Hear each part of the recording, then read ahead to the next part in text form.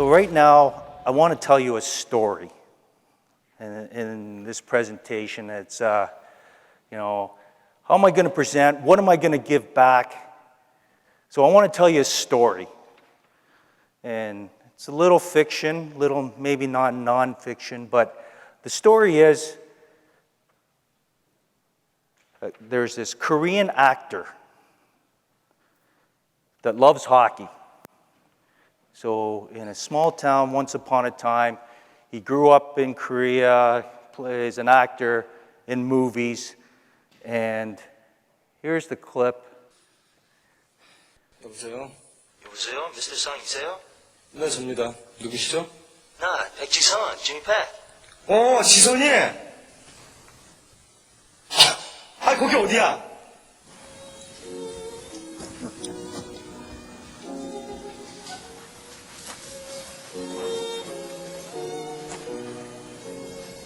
이야, 그 정말 지선이 아니야? 멀리 가서 밥 와요. I saw the game today. 그래? 근데 밴쿠버는 웬일이야? 시즌 오픈가? 네, 캐나다 응원 갔다 온다고 말했어요. 정말 우리 응원하러 온 거야? Of course. 그래, 땡큐다. 많이 땡큐야. You're welcome.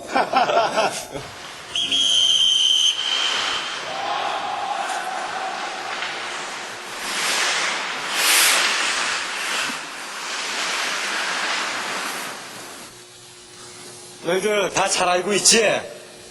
NHL의 코브라 징이백이다. 안녕하세요, 백지선입니다. 물론 니들도 다 잘 알고 있겠지만 동양계 최초로 NHL에 입성했고 이들 최대 선망인 스피니컵도 2번이나 땄다. 나하고는 91년도 위대회 때 일본에서 캐나다 대표로 처음 만났어. 지금은 한국으로 오고 싶어한다, 이 친구. 그만 저도 알고 있습니다. 한국에 가고 싶어요, 친구들.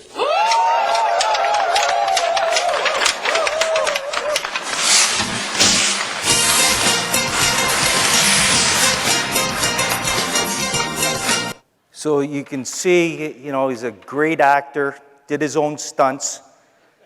And so after that role, he was offered a great opportunity for The Hangover, but Ken Chung took that role. Hawaii Five-0 was another role he turned down, Daniel Day Kim, because he wanted to coach hockey. He wanted to be a hockey coach. He wanted to coach the National Olympic hockey team to represent South Korea. So I had an opportunity. I call it my exotic adventure. Now, this is a once-in-a-lifetime thing for me, and it was a great opportunity. And yes, we do play hockey in South Korea. There's a population of just over 51 million people. Seoul is the capital with just over 10 million people. With that amount of people, we only have 2,000 registered hockey players. And the majority of those registered hockey players are young kids at the elementary age. So you can see the uphill climb I have. How do I pick a team with such a small number of players? That is not a hockey country. We have 46 arenas, and that's being generous. That's all over South Korea. I can count maybe a handful of rinks that we utilize in the Seoul area. Our world ranking at that time when I got the opportunity, the appointment, was 23rd in the world. We were in Division I, Group B. So it was an uphill battle, an uphill climb. How am I going to build this team? How are we going to start to be competitive against Canada, Czech, Sweden, Finland, all these top nations, all these championship teams, all these great hockey players that play in the NHL? So we had to figure out a plan. How do we build this team? I just want to give you 3 points. 3 points that you can, that I'll discuss today that was very important for me to build a foundation for our team. Was culture, the mentality, and communication.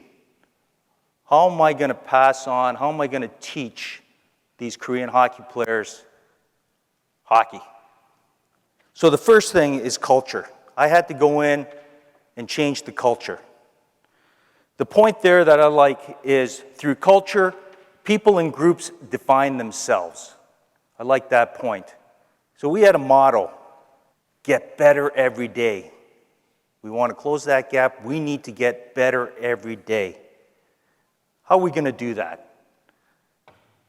We talked about family. That was a key point. That was the number one thing. We wanted to be tight as a family. And you know, as families, you argue, you fight, you love each other, you help each other, you push each other. And that's what we needed. We needed players to push each other like a family and care about each other. That was key. We had to be tight. And the environment.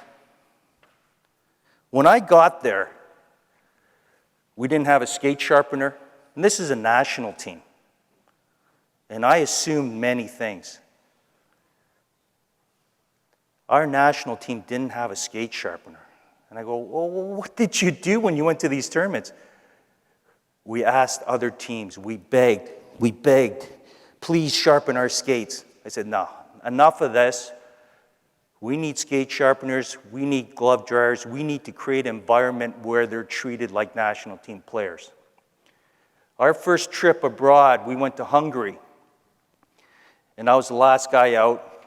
Looked back, looked inside the dressing room, and the dressing room was like my 12-year-old son's dressing room. Hockey bags in the middle of the room. This is not a national team. This is not a team that represents your country. So we had to change that culture, that mentality. So we got them the skate sharpeners, got them glove dryers. We have tape now. We have riveters. So now we look like a pro team. And the environment that we wanted to create was the rink had to be a destination for these guys. I needed the rink to be a destination.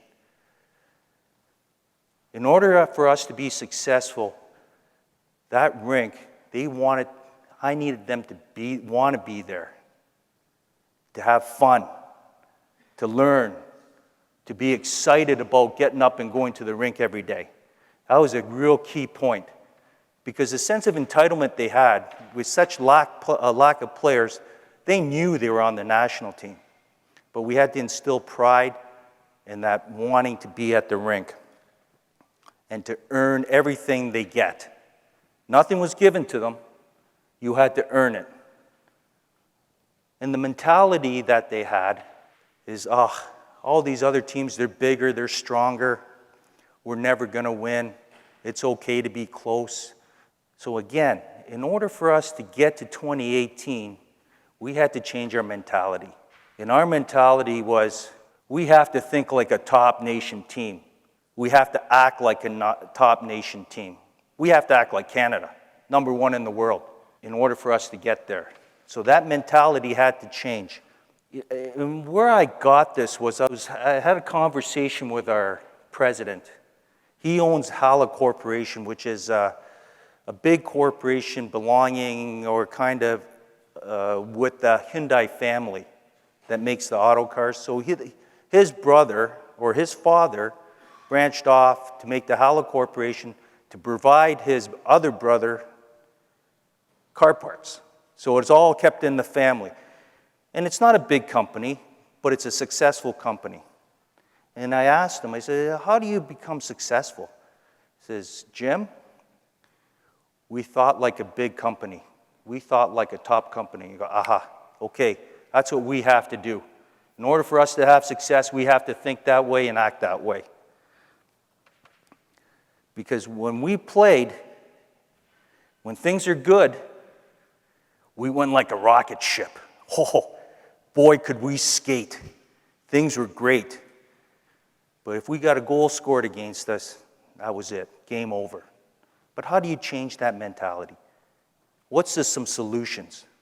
So some solutions that we came up with is that we have to play the right way longer than the other team. It doesn't matter what the score is. If we're up, if we're down, we play the right way. We have to believe in our systems. We have to trust in our systems and play our systems for 60 minutes. You can't go out on your own and be an individual. We had to be a team. We had to be a family and play the right way. And we always talked about never too high, never too low, meaning play the right way.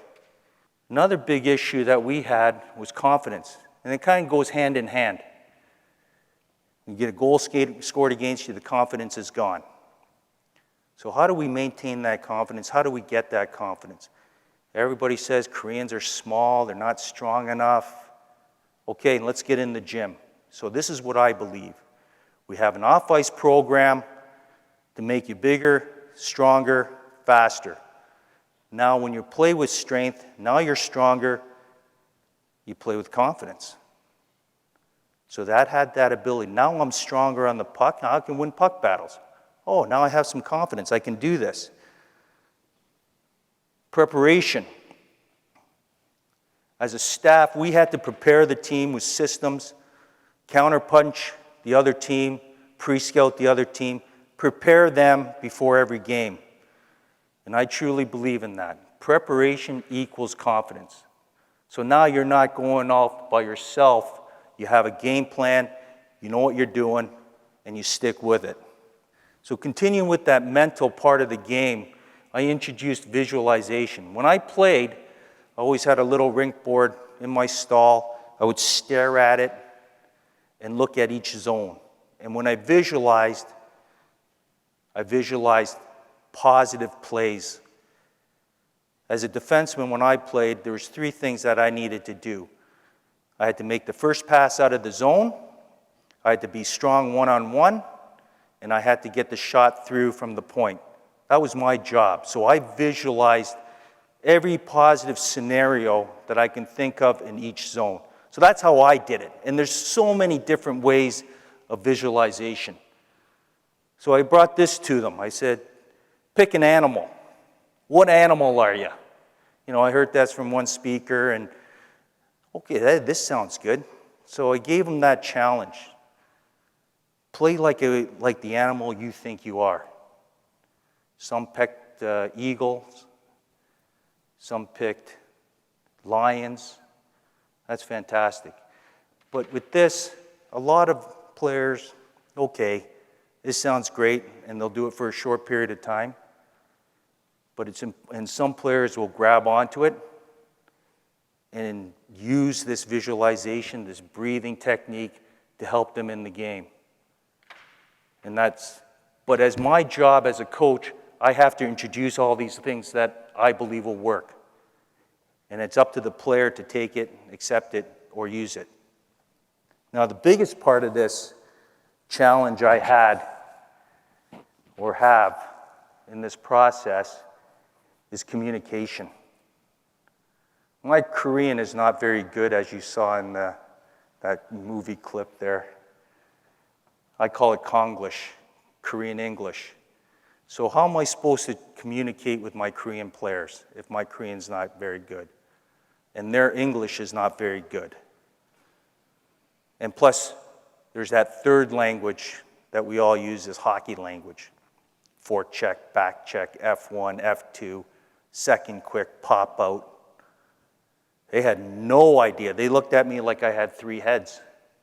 And you can't translate that into Korean. So what do?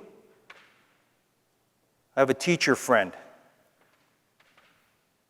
And he goes, well, there's 3 ways I teach. I say it, I show them, and then we do it. Because some players are visual learners, some players are mental learners. There's all different types of personalities, different ways of learning.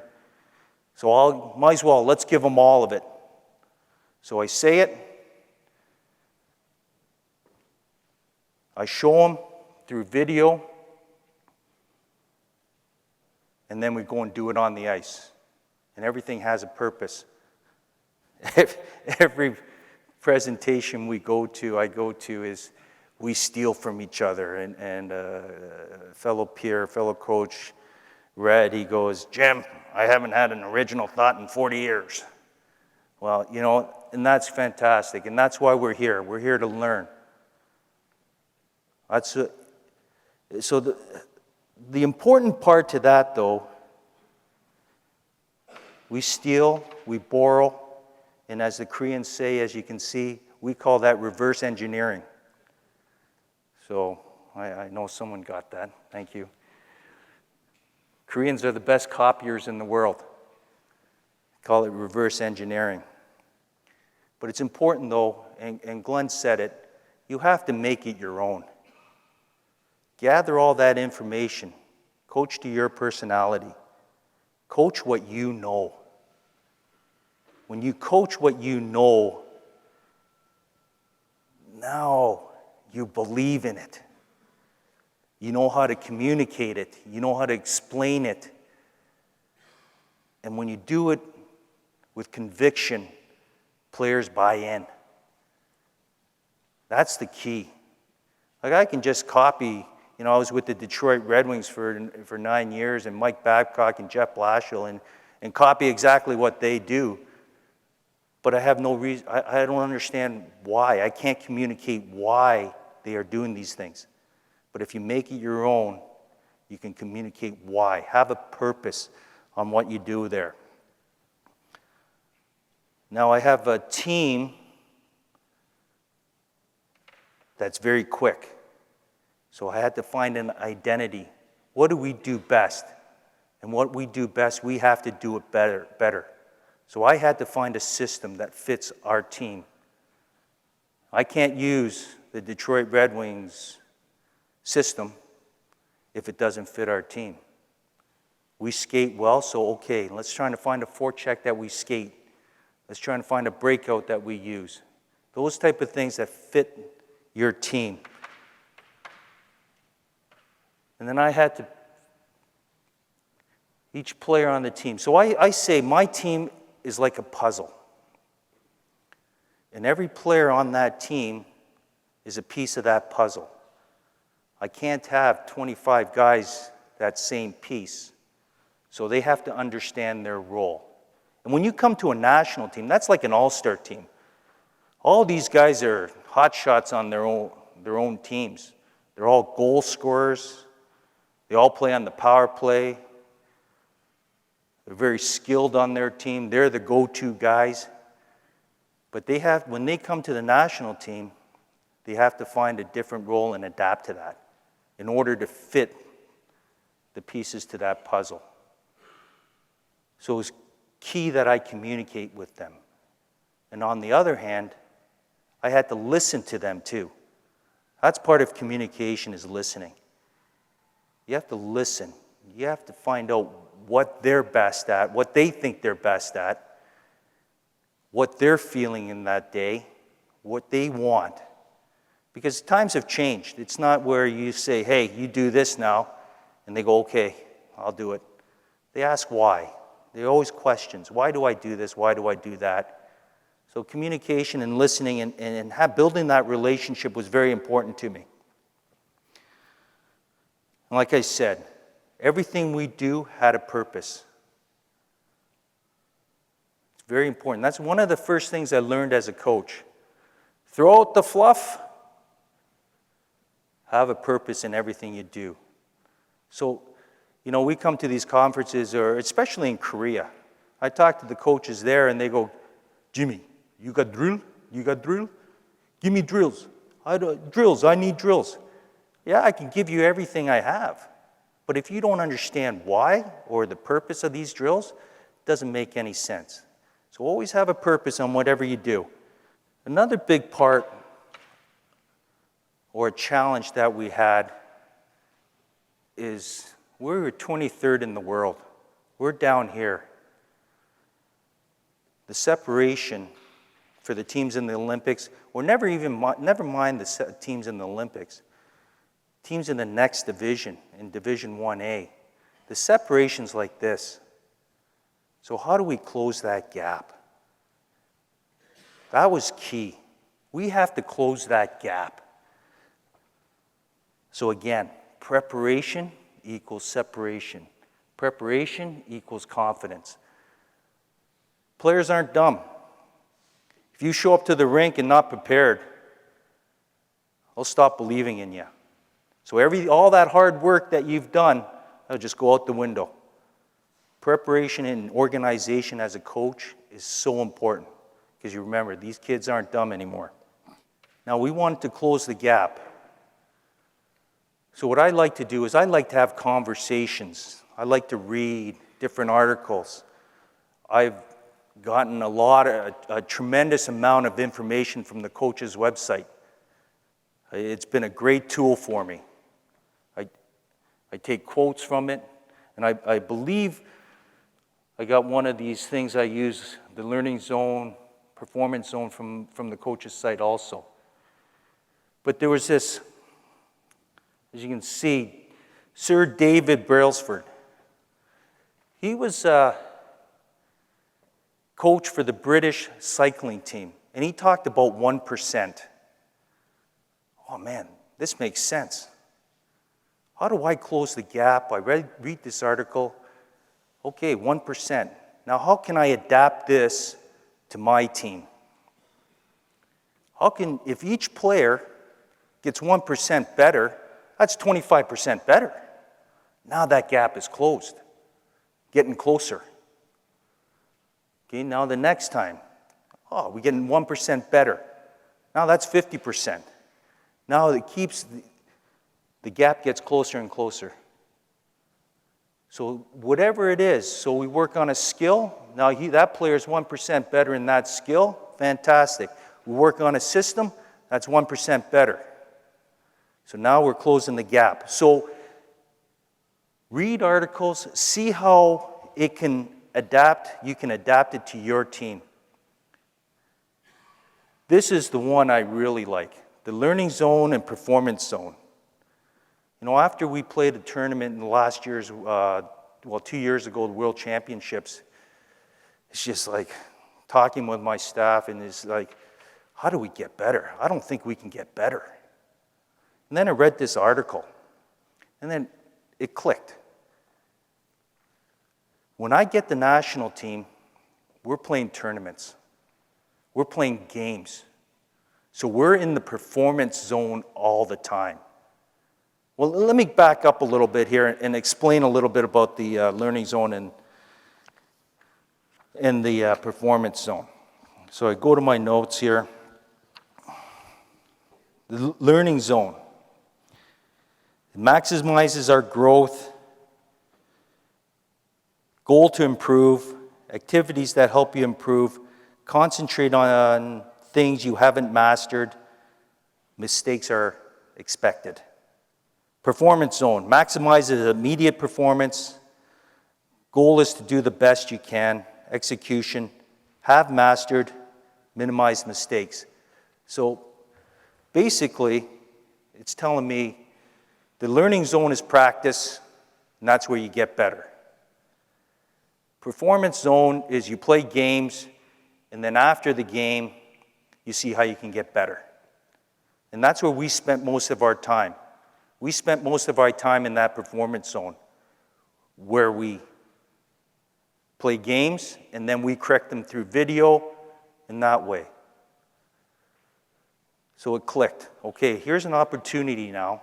We have some practice time, and I explained this philosophy to the players so it sticks in their head.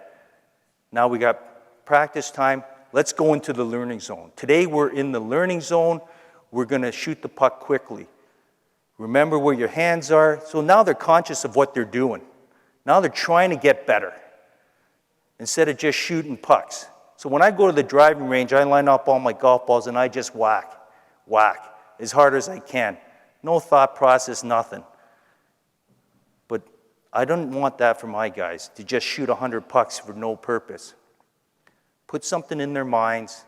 Okay, maybe your hands shift, try something. Come out of your box. Try something different to help you get better. And that was a key point, I think, in our success towards the end of that year.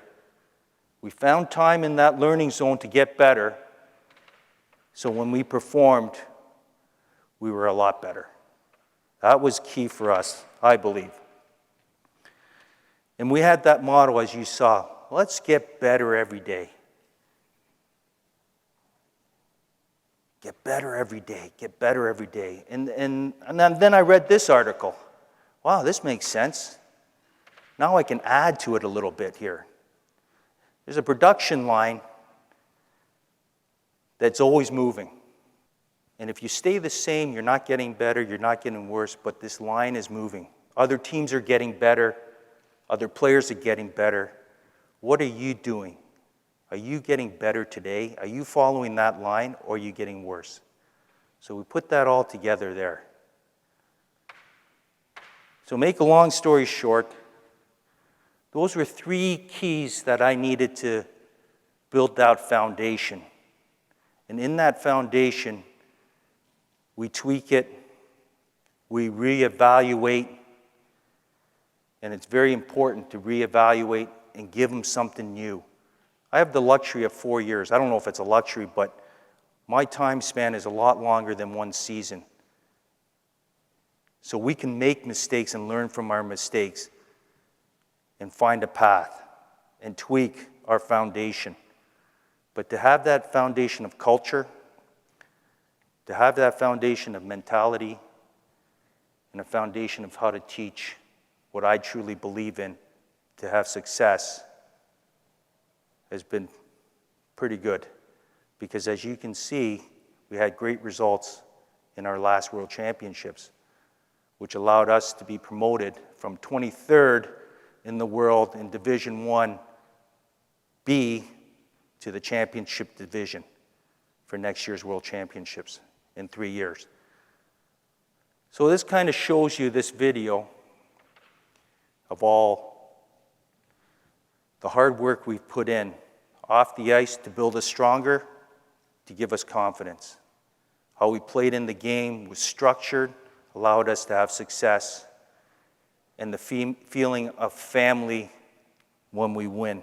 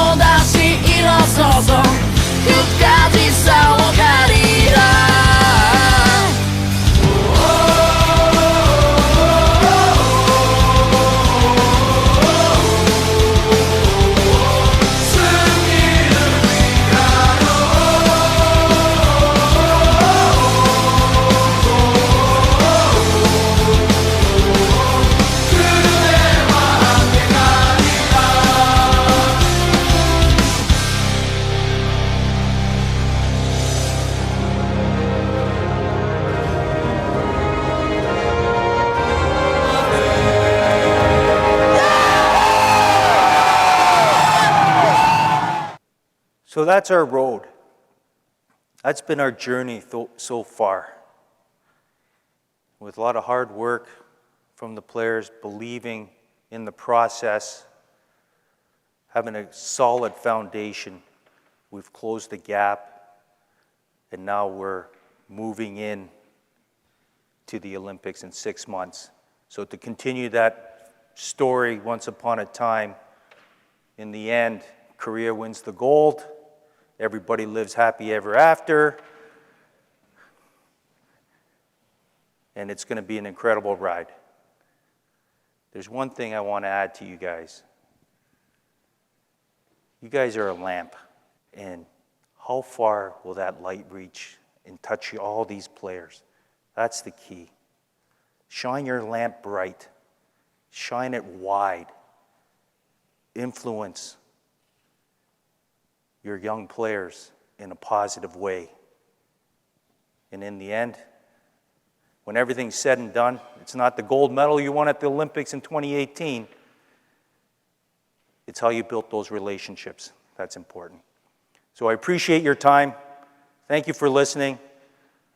Please root Korea on, never mind Canada. Even though I was raised here, but I appreciate your time. Thank you so much.